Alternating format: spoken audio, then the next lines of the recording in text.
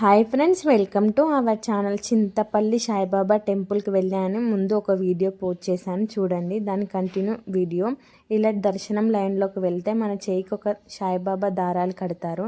ఇక్కడ మాత్రం సాయిబాబా టెంపుల్ చాలా బాగా అనిపించింది నాకు. ఇక్కడ సాయిబాబా దగ్గరికి వెళ్ళి మనం సాయిబాబా దగ్గర టచ్ చేసి దర్శనం చేసుకోవచ్చు. ఇలా ఎక్కడ చెయ్యనియరు కదా. ఇక్కడ చాలా బాగా అనిపించింది నాకు.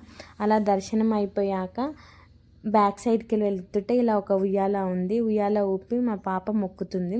అలానే మనకి ఇక్కడ ప్రసాదం హల్వా కూడా ఇచ్చారు. బాగా ఉంది టేస్ట్.